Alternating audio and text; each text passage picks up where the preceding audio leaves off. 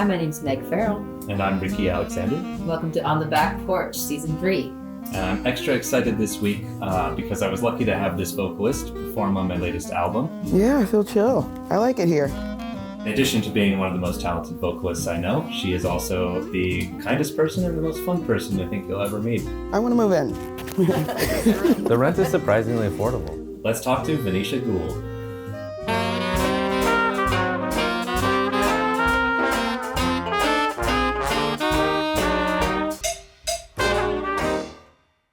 So when you got here, what was it? I mean, what was your first jazz experiences? What were you like hit in the face with the New York scene or like? Well, I was visiting my brother in college, like on Thanksgivings and Christmas. He was here when you were in Berkeley right. already? Oh, yeah, that's nice. So I had a few experiences of like the jam sessions and stuff.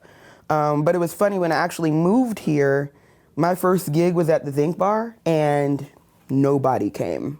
And I was like, oh, okay. Yeah, New York is not nice. Yeah, it's not nice. And that's a door gig. Oh. So I was just like, oh man, at least I get free drinks. That's all I could count on. That to me, when I was like, okay, I have to actually like advertise myself and I have to, you know. The one thing though is we have social media. And I was like, well, if nobody comes to the gig, nobody knows if anybody came to the gig. So you could post like, thank you everyone for coming to the gig. Laugh track And on nobody there. knows that nobody was there, you know? Yeah. Except the bartenders. When I first came to New York, I was like, I can really only hire good friends because the gigs don't pay. So I was hiring my brother. You know, he'd do a gig with me for free, you know. And That's great though. really good friends from Berkeley. Mm-hmm. They'd come in through the clutch and yeah. You have to build your New York family or else you won't survive. I feel like that's a big part of it, especially as a singer, because it's like, I know, you said this earlier when we were talking, but it's like, I feel like, take the most flack sometimes, but also we get the gigs and book the gigs and promote the gigs. So you do need these people that you can trust and you can lean on in some ways, especially when you're new in this scene. And I feel like in school, like, they talked about New York like it was this huge monster. You know, like, do you want to be a small fish in a huge, like, I'm like, if you're swinging, you get the call. Mm-hmm. You know what I mean? Mm-hmm. And that took maybe like a couple years to figure out. And it's biased for me because I did name drop my brother everywhere I went. You know, like, hey, my brother's on at the show tonight. Can I come in for free? Like figuring out like only going to his shows for like a couple years. Yeah. To get in for free. You know, and he doesn't drink, so I was like, oh shit, I could take his drinks. You know? Oh, that's awesome. It was great. But then after a while, he's like introducing me to everybody. Mm-hmm. So I got that benefit, you know? Every doorman, he's like, this is my little sister, she's a great singer. This is my little sister, hey, this is bass player, meet Vanisha, you know? And so I developed friendships through, is nepotism a bad word? But I mean, I think I feel like it's often people think, oh, we know it's some shortcut, but it's not because at the end of the day, you grew up with him. Yeah, so and also, you know, him vouching for you is not nothing because you shared the same music. It's like, oh, it's a singer, but did she grew up with this guy playing? They probably play a lot similarly. I mean, but you know? look at the scene and there's so much, it's all family.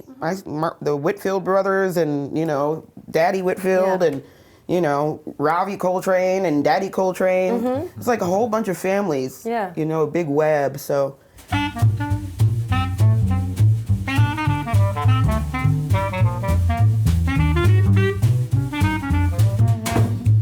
No gal maid has got a shade on, sweet Georgia Brown. 2 left feet, but oh so neat, sweet Georgia Brown. You'll all sigh and wanna die for sweet Georgia Brown. I'll tell you why. I'm not known to lie, well, not much. It's been said she'll knock you dead when she comes to town. Since she came, boy, it's a shame how she can cool us all down. The fellas that she can't get, they're the same fellas she's never met. Georgia named her, Georgia claimed her. Well, I said no gal maid has got a shade on sweet Georgia Brown. 2 left feet, but oh so neat, that sweet Georgia Brown. You'll all sigh and wanna die for sweet Georgia Brown. I'll tell you why.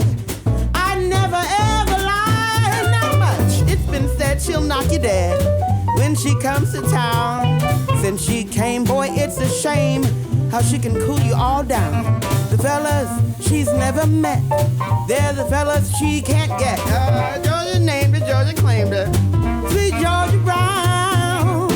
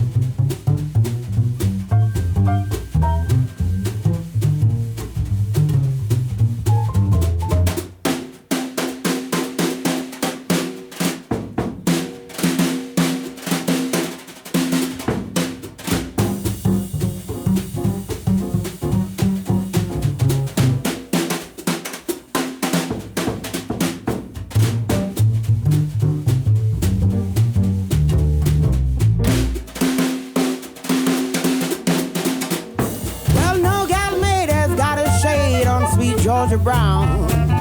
Two left feet, but oh so neat, that sweet Georgia Brown.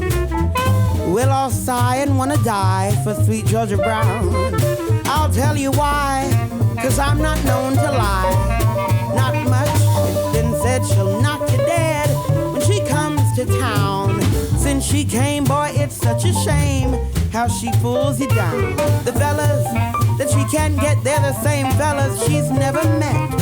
Georgia named her, Georgia claimed her. I said Georgia named her, Georgia claimed her. Well, Georgia named her, Georgia claimed her, sweet Georgia Brown. Well, it sounds like you took that and you really ran with it, and it wasn't just a nepotism, but you are now putting out your own albums and your own projects and writing a lot of music. Yeah. Can you talk to us about that? Yeah, well, it's funny because one of my first big gigs in New York, some guy gave me a Dropbox full of music to learn, and I messed up that entire gig. And he was like, here's this song I wrote for my wife. It's the first time I'm writing lyrics, and I feel honored to have Vanisha sing it. And I was like, that song has lyrics? I was like, oh, shit, and just scattered through the whole thing. And I was like, that's when I was like, I can't be a side man. I can't be a side man. I gotta be a band leader, you know? 'Cause I ain't gonna get called again after that, you know what I mean? I can't wait by the phone. One thing I'm wondering about with your writing, because you talked about your writing, some of these are kind of more free-formed, you know, like jamming and then you're like speaking for a while. Yeah. But who are you giving writing inspirations? Like certain writers? Is it poets? Is it actual songwriters? Is it anything? Joni is my queen. I'm just in love with Joni, you know? I love Cecile McLaurin-Salvant is like... Oh, yeah. And then I love Weather Report. I love the sound of Weather Report, you know? Wayne Shorter.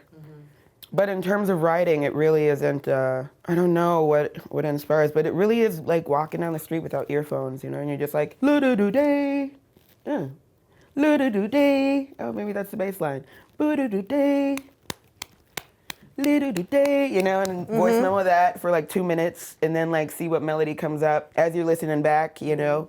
I like that. That's fun, because it's, after the song is finished, like the melody and lyrics, then I have to sit at the piano, and that's when I'm like, that's the hard part. I shouldn't do that. Yeah, I feel like as a singer, it's because I'm the same voice memos when I write anything. It's like, I think the 30-second voice memos I have on my phone, it's like, I don't know.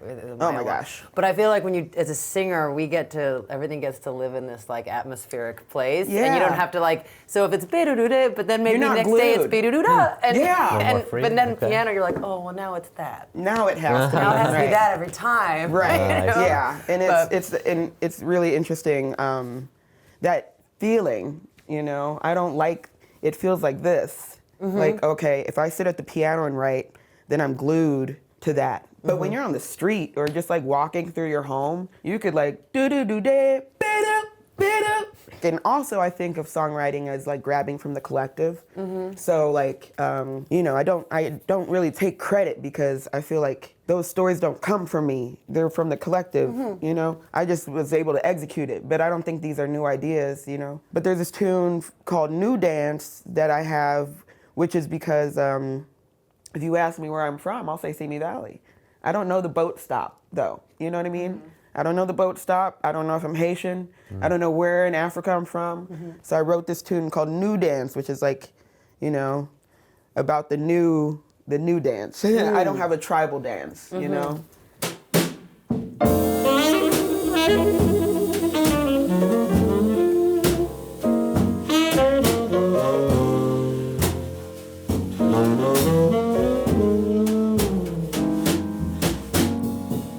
Some folks were meant to live in clover,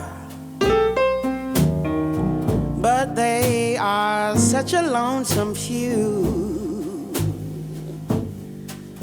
'Cause clover being green, that's something I've never seen. For I was born to be blue.